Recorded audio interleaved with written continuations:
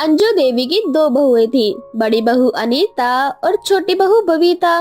बबीता बहुत ही ज्यादा काली थी, जिस कारण उसके साथ बहुत ही ज्यादा भेदभाव किया जाता था। तो वहीं अनीता, जो कि बबीता का खूब मजाक बनाया करती थी। ऐसे ही एक दिन बबीता शीशे के सामने बैठकर श्रृंगार कर रही होती है। तभी वहां अनीता आती है और अनीता उसका मजाक बनाते हुए उससे कहती है, हे भगवान, कैसी किस्मत है इस आईने की जो इस काली छाया को इसे निहारना पड़ रहा है। अरे ओ महारानी, तुमको ना मेकअप करने की कोई जरूरत नहीं है। भगवान ने तुम्हें खुद काला मेकअप करके भेजा है जो तुम्हारे साथ जिंदगी भर रहेगा। अब चाहे उसके ऊपर तुम जितना मर्जी उतना पेंट कर लो या पुट्टी कर लो, कुछ नहीं होने वाला। आपका लाख लाख शुक्रिया दीदी, मेरी इतनी तारीफ करने के लिए। इस दुनिया में दो प्रकार के लोग हैं, कोई काला तो कोई गोरा। तो भगवान ने मुझे काला बनाकर भेजा है तो उसमें कोई अलग सी बात तो है नहीं। और भी बहुत से ऐसे लोग हैं जो काले हैं, लेकिन फिर भी उनको इस दुनिया में रहने का हक है, क्योंकि भगवान ने उन्हें इस दुनिया में भेजा है। तो कोई इंसान उनके रंग को लेकर बोलने वाला कौन होता है? मैं तुम्हारी जेठानी। और हाँ, मैं तुम्हें यहाँ ये कहने के लिए आई थी कि माँ जी तुम्हें नीचे बुला रही हैं। हाँ, तो अब साधारण रूप से इतनी सी बात कहकर यहाँ से जा सकती थी। अब क्या करूँ, तेरी शक्ल और तेरा रंग देखकर ना बोलना ही पड़ता है। बबीता बिना कुछ बोले वहाँ से चली जाती है। थोड़ी देर बाद अंजू देवी बबीता से कहती है, अरे कर लो माई, शाम की खाने की तैयारी कर ले। माँ जी, मैं भी आपके घर की बहू हूँ, इस घर का हिस्सा हूँ, फिर मेरे रंग को लेकर इतना भेदभाव क्यों? तू हमारे घर के हिस्से में शामिल हो ही नहीं पाएगी, क्योंकि हम लोग तेरी तरह काले नहीं है। वो तो मेरे बेटे को तुझ जैसी काली माता से प्यार हो गया। कहते हैं ना, दिल लगाए गधी से तो परी क्या चीज है। माँ जी, अगर आपकी खुद की कोई संतान काली पैदा होती तो क्या आप उसे भी ऐसे ही रखती? देख, मेरे घर में सारे गोरे, तो मेरे घर में काली संतान पैदा होने का तो सवाल ही पैदा नहीं होता। और तेरी बात बताऊं तो तेरी माँ भी काली, तेरा बाप भी काला, तो तू कहाँ से गोरी पैदा होती? तेरी काली माँ तुझे पैदा करके इस दुनिया से रवाना हो गई। कम से कम मेरी माँ को तो कुछ मत बोलिए। इतना बोलकर बबीता किचन में काम करने के लिए चली जाती है। तो वहीं अनीता और अंजू दोनों मिलकर कमरे में बैठकर टीवी सीरियल देख रही होती है। ये सब देखकर बबीता को बहुत बुरा लगता है। शाम को जब बबीता का पति अर्जुन घर आता है तो बबीता उससे शिकायतें करते हुए उससे बोलती है, अगर मैं काली हूँ तो इसमें मेरा क्या दोष? हमेशा मुझे मेरे रंग के लिए ताने दिया करते हैं, मेरा मजाक बनाया करते हैं, घर के सारे काम करती हूँ, सबकी जिम्मेदारी बखूबी निभाती हूँ। उसके बाद भी ऐसी कौन सी कमी रह जाती है जिस कारण लोग मेरे साथ ऐसा व्यवहार करते हैं? मैं ससुराल में सबको प्यार देना चाहती हूँ, सबको अपना बनाना चाहती हूँ, लेकिन तुम्हारे घर वाले मुझे अपना नहीं बनाना चाहते। अब मुझे खुद के रंग से अजीब लगने लगा है। अब तो मुझे खुद के रंग से ही घिन आने लगी है।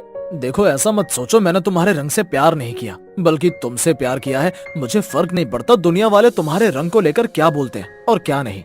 मैं तुमसे बहुत प्यार करता हूँ और तुम मुझे ऐसे ही पसंद हो। लेकिन तुम्हारी माँ को तो मैं बिल्कुल पसंद नहीं हूँ, और न ही जेठानी जी को। वो दोनों मेरा बहुत मजाक बनाते हैं। साथ ही अकेले ही मैं घर का सारा काम करती हूँ, पर फिर भी मेरे साथ ऐसा व्यवहार करती है जैसे मैं इस परिवार का हिस्सा ही नहीं। थोड़ा सा समय लगेगा, ये लोग भी तुम्हारे लिए बिल्कुल नॉर्मल हो जाएंगे। तुम चिंता मत करो, मेरे लिए कुछ खाने को ला दे यार, बहुत भूख लग रही है। और हाँ, मैं कुछ दिनों के लिए काम से बाहर जा रहा हूँ, कल ही निकलना पड़ेगा। अर्जुन अगली सुबह काम के सिलसिले से कहीं बाहर चला जाता है। ऐसे ही समय बीतता जाता है। एक दिन अंजू देवी के घर उनके ही किसी पड़ोस के यहाँ से एक पार्टी का इनविटेशन आता है। सभी लोग पार्टी में जाने को तैयार हो रहे थे। तभी बबीता भी वहाँ आती है और वो भी पार्टी में जाने के लिए अपनी सास से कहती है, माँ जी, मैं भी चलूं क्या? आप लोग जा रहे तो फिर मैं यहाँ अकेली रहकर क्या करूँगी? पहले अपना रंग देख के आ, उसके बाद पार्टी में जाने की बात करियो। तेरा रंग देखकर ना लोग पार्टी एंजॉय नहीं करेंगे, बल्कि तुझे एंजॉय करने लग जाएंगे। बेहतर यही होगा कि तुम घर के अंदर रहे। अब सभी लोग पार्टी में चले जाते हैं। बबीता रोते हुए छत पर जाती है और बहुत सारी शिकायतें करते हुए भगवान से गुहारें लगाती है और अपनी माँ को याद करती है। माँ, आप मुझे छोड़कर क्यों चली जाती है? ये लोग मुझे मेरे रंग के लिए बहुत कुछ सुनाते हैं। मेरे साथ कोई परिवार जैसा व्यवहार नहीं करता इस घर में। तभी वहाँ बबीता की गुजरी हुई माँ की आत्मा आती है और वो अपनी बेटी से कहती है, बेटा, तू बिल्कुल चिंता मत कर, मैं यहाँ तेरी मदद करने के लिए आई हूँ।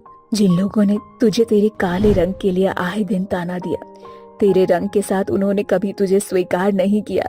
अभी बबीता की माँ अपनी कुछ शक्तियों से बबीता को एक लहंगा देती है और बबीता से कहती है, ये ले बेटा जादुई लहंगा। इस लहंगे को पहनने के बाद तुम बहुत ही ज्यादा सुंदर और गोरी हो जाओगी। अब तो समझ जाओ तुझे कैसे अपने ससुराल वालों को मजा चखाना है, ताकि वो लोग ये समझे कि इंसान को रंग से नहीं बल्कि मन से अच्छा होना चाहिए। बाकी अब मैं चलती हूँ, अब तुझे खुद के लिए लड़ना होगा। तुम्हारा मकसद पूरा होते ही ये लहंगा अपने आप गायब हो जाएगा। बबीता की माँ इतना बोलकर वहाँ से चली जाती है। बबीता वो लहंगा पहनकर बहुत ही सुंदर और गोरी हो जाती है। वो तुरंत उसी पार्टी में जाती है जहाँ पर अनीता और अंजू गए थे। बबीता के जाने के बाद सभी लोग बबीता को ही देखने लगते हैं और पूरे पार्टी में सबसे सुंदर और गोरी बबीता ही लग रही थी। ये देखकर अंजू और अनीता कहती हैं, ये कौन है? सबसे ज्यादा सुंदर तो यही नजर आ रही है यहाँ पर। वही तो माँ जी, खैर हमें क्या।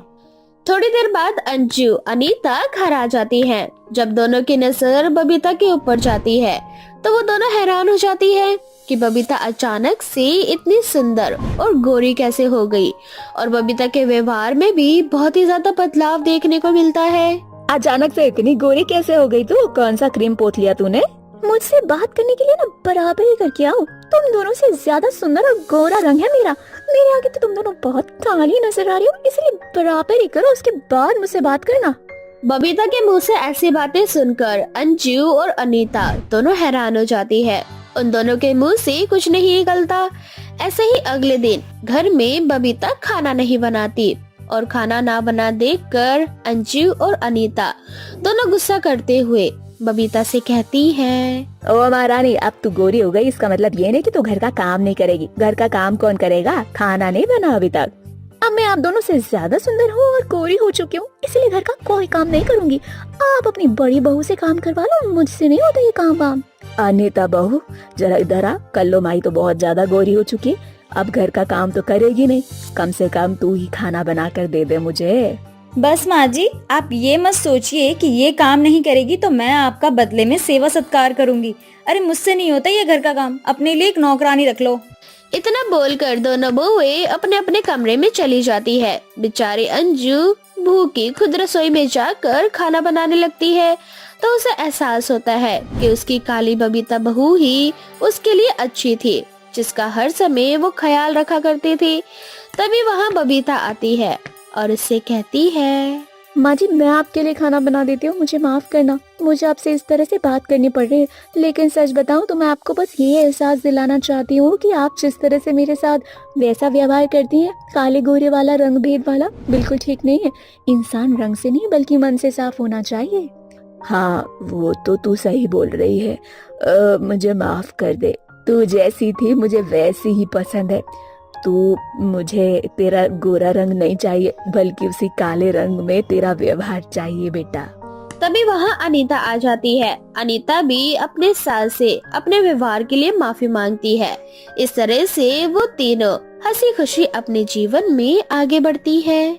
सुनैना के 5 बेटे थे और उसके 5 बेटों ने अपनी मर्जी से शादी की थी और सुनैना अपने 5 ही बेटों से बहुत नाराज थी।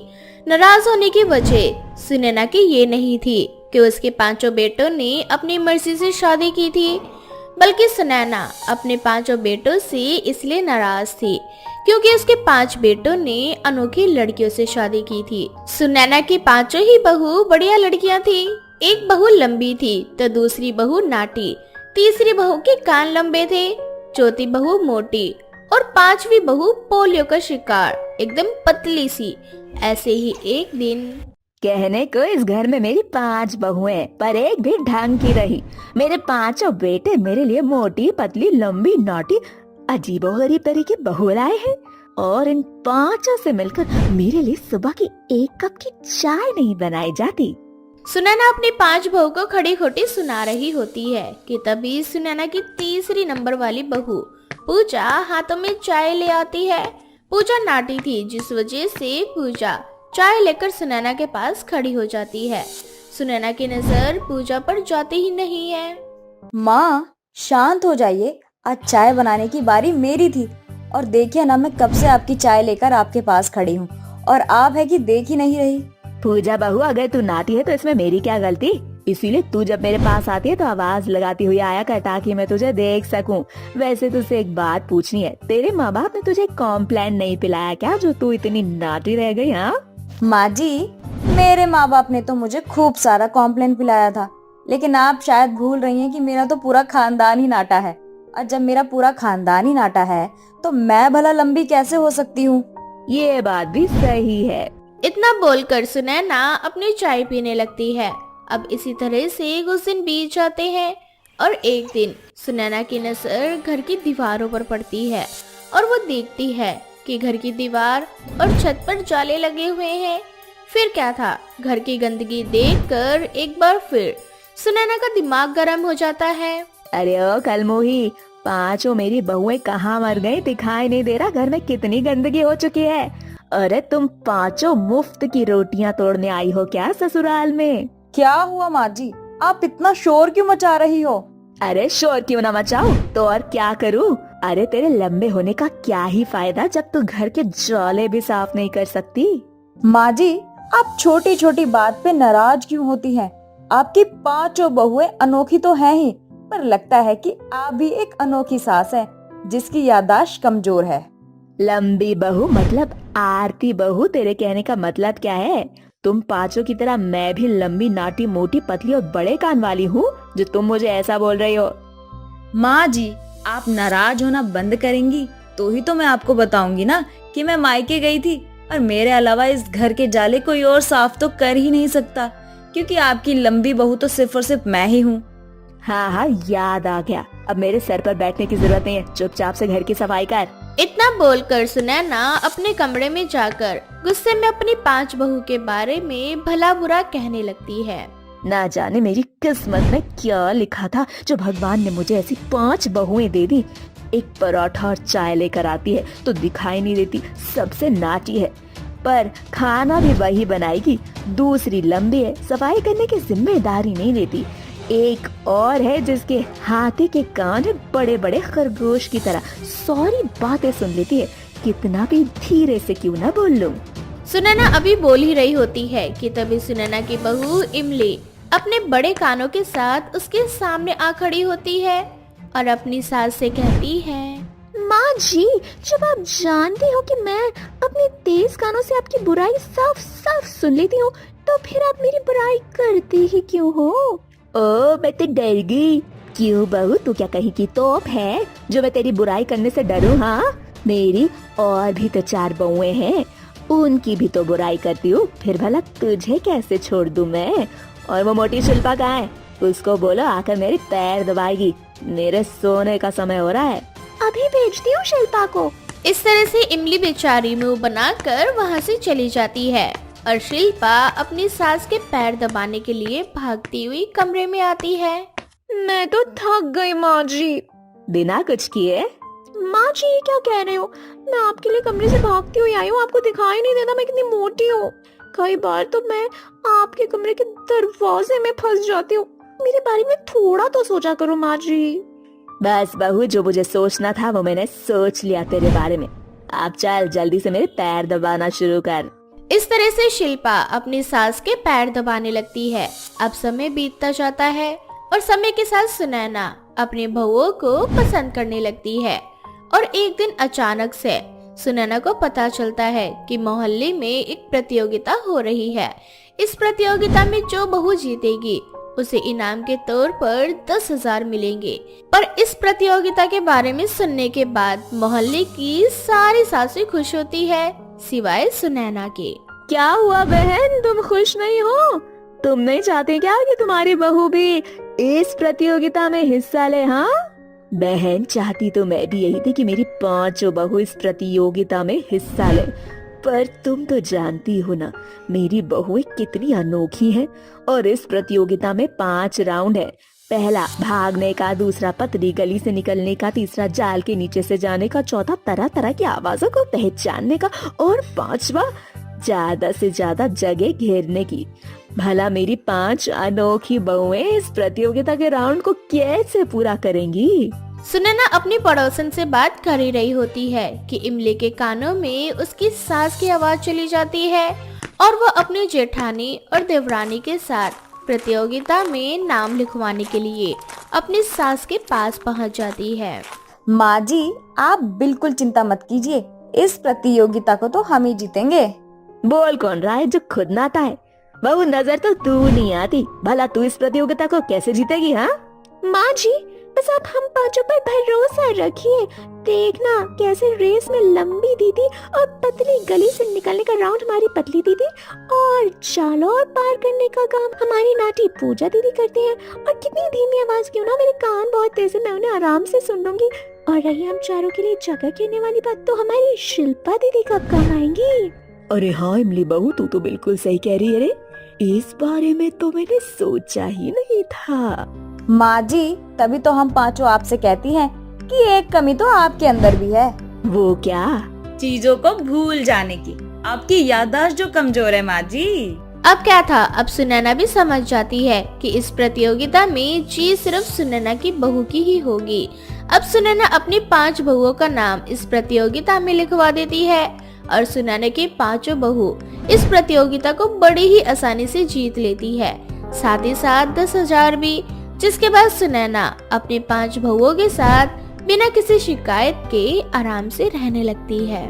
ये कहानी है बदलापुर गांव की रहने वाली सुमन की। सुमन बदलापुर गांव के शिवम ठाकुर की पत्नी थी। वैसे तो सुमन बड़े उच्च घर से थी, पैसा, गाड़ी, बंगला सब कुछ उसके पास था, लेकिन सुमन के पास एक चीज की कमी थी, वो थी उसकी औलाद। सुमन की शादी को कई वर्ष हो चुके थे। वैसे तो उसका पति बड़े डॉक्टर से सुमन का इलाज करवा चुका था, लेकिन सुमन कभी मां नहीं बन सकती थी, जिस कारण से सुमन को अपनी सास के आए दिन ताने सुनने को मिलते थे। ऐसे ही एक दिन सुमन की सास उसे ताने मारते हुए उससे कहती है, अरे ओ सुमन, कहाँ है तू? जरा मेरे पास तो आ। हाँ सासू माँ, बोलिए, क्या काम है आपको? अरे जरा मेरे लिए गरम गरम पकौड़े तो तल दे, और हाँ, अच्छे से बनाइयो, कोई शिकायत का मौका मत दियो। ठीक है सासू माँ, मैं अभी आपके लिए गर्मा गर्म पकौड़े बनाकर लाती हूँ। सुमन रसोई में जाती है और अपनी सास के लिए गर्मा गर्म पकौड़े बनाकर लाती है और उसे दे देती है। उसकी सास पकौड़े खाती है और अजीब सा मुंह बनाकर उसे ताने मारते हुए कहती है, अरे तू हमारी छाती पर बैठकर मूंग दलने आई है क्या? तुझे तो ढंग से कुछ बनाने भी नहीं आता। शादी को कितने साल हो गए हैं, कभी कोई खुशी नहीं दी है तूने। मेरे घर को पोता पोती का मुंह तक देखने को नहीं मिला। लगता है मैं ऐसे ही मर जाऊंगी एक दिन। क्या हुआ सासू माँ, आपको पकौड़े अच्छे नहीं लगे? अरे ये कोई पकौड़े हैं? अरे इससे अच्छा तो तुम मुझे जहर लाकर दे दो, वही खाकर कम से कम मर तो जाऊंगी मैं। सासू माँ, ऐसा मत बोलिए। अरे तो क्या बोलूं, तू बता। शादी को कितने साल हो गए हैं, ना तो तू माँ बनने लायक है और ना ही इस घर की बहू बनने लायक है। पता नहीं मेरे बेटे ने तुझ में क्या देख लिया जो तुझे इस घर की बहू बनाकर घर ले आया, बांझ कहीं की। सासू माँ, भगवान के लिए मुझे ऐसा मत बोलिए, मुझे भी दर्द होता है आपकी ये सब बातें सुनकर। अरे जा तू यहाँ से।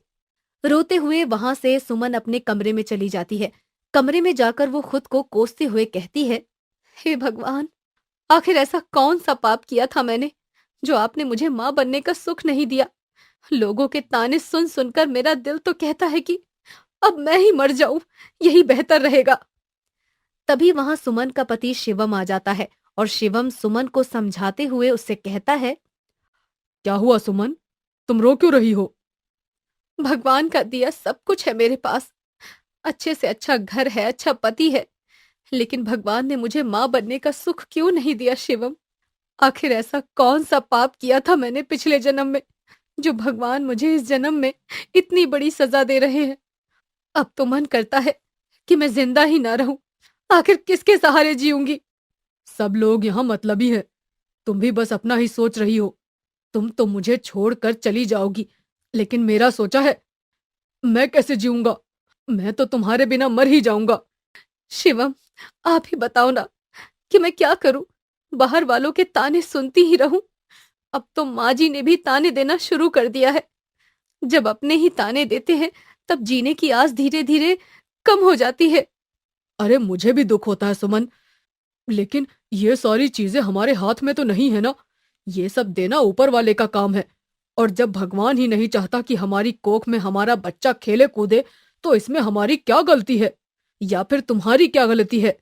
मैं अभागन ना अपनी सास को खुश कर सकती हूँ और ना अपने पति को, और ना ही खुद को खुश रख सकती हूँ। अरे सुमन, खुद को कोसना बंद करो। अगर ये सारी चीजें तुम्हारे हाथ में होती तो तुम कब का हमें ये खुशी दे चुकी होती। ये सब चीजें कुदरत के हाथ में है, और शायद भगवान नहीं चाहता कि हम माँ बाप बने, तो यही सही है। लेकिन मैं तब भी तुमसे बहुत प्यार करूंगा। समय बीतता जाता है और सुमन धीरे धीरे डिप्रेशन में चली जाती है, क्योंकि उसकी सास ने उसका जीना दुश्वार कर दिया था। ऐसे ही एक दिन सुमन आत्महत्या करने का सोचकर घर से बाहर जाती है। वो एक नदी किनारे खड़ी होकर नदी को बहुत ही देर से देख रही होती है। तभी उसे बच्चे की रोने की आवाज सुनाई देती है, और वो आसपास देखती है तो उसे नजर आता है कि पेड़ के पास 3 छोटे छोटे बच्चे रो रहे होते हैं। वो बच्चों के पास जाती है और उनको अपने सीने से लगा लेती है और कहती है, हे भगवान, आखिर ऐसा कौन निर्दयी है जो इतने मासूम बच्चों को इस तरह से इस जंगल में छोड़कर चला गया। माँ बनने का सुख कितना बड़ा सुख होता है, और जिसे मिलता है वो उसकी कदर नहीं करता। मुझसे पूछो कि मुझ पर क्या बीती है। अरे कोई है? अरे किसका बच्चा है ये? कोई है? सुमन चिल्ला चिल्ला कर आवाज लगाती है, लेकिन कोई भी नहीं आता। आखिरकार सुमन उन बच्चों को किसी तरीके से अपने घर ले आती है। बच्चों को देखकर उसकी सास उससे कहती है, अरे किसके बच्चे चुरा कर ले आई हो बहू? वो भी 3-3। सासू माँ, वो सुमन अपनी सास को सारी बात बता देती है। सास को भी उन बच्चों पर दया आ जाती है। सास सुमन को उन बच्चों को रखने की इजाजत दे देती है। ऐसे ही समय बीतता जाता है और सुमन अब उन 3 बच्चों की अच्छे से देखभाल करती है। उन्हें समय से दूध पिलाती है, बच्चों की साफ सफाई करती है। धीरे धीरे सुमन को उन बच्चों से प्यार हो जाता है और उन बच्चों को अपना बच्चा समझने लगती है। उन बच्चों के आने से सुमन की जिंदगी में जैसे खुशियों की बहार आ चुकी हो। अब उसकी सास भी उससे अच्छे से बात किया करती है।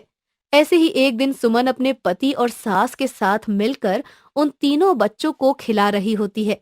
तभी एक बच्चा सुमन से कहता है, माँ। इतने छोटे बच्चे के मुंह से माँ शब्द सुनकर सुमन हैरान हो जाती है। तभी दूसरा बच्चा बोलता है, माँ। दूसरे बच्चे के मुंह से माँ सुनकर सुमन और उसकी सास और उसका पति, इन तीनों की आंखें फटी की फटी रह जाती हैं और वो सोच में पड़ जाते हैं कि इतना छोटा बच्चा साफ साफ माँ कैसे बोल रहा है। तभी तीसरा बच्चा बोलता है, माँ। तुम बोल सकते हो। तीनों बच्चे 3 देवता का रूप ले लेते हैं। ये सब देखकर सुमन और उसकी सास और उसका पति तीनों हैरान हो जाते हैं। तीनों देवताओं को देखकर वो अपने हाथ जोड़कर उन्हें प्रणाम करते हैं और उनसे कहते हैं, प्रभु, ये सब क्या है? आखिर क्या लीला है आपकी? सुमन, हम तीनों देवता तुम्हारी माँ की ममता देखकर बहुत ही ज्यादा प्रसन्न हुए हैं और हम तीनों मिलकर तुम्हारी परीक्षा ले रहे थे। इसीलिए मैं तुम्हें माँ बनने का सुख प्रदान करता हूँ। सुमन माँ बनने का सुख पाकर बहुत ही ज्यादा खुश हो जाती है, जिसके बाद वो तीनों देवता वहां से गायब हो जाते हैं। ऐसे ही समय बीतता जाता है और एक दिन सुमन को पता चलता है कि वो पेट से है। ऐसे ही धीरे धीरे 9 महीने बीत जाते हैं और सुमन एक बहुत ही प्यारे से बच्चे को जन्म देती है, जिसके बाद वो अपने जीवन में आगे बढ़ जाती है।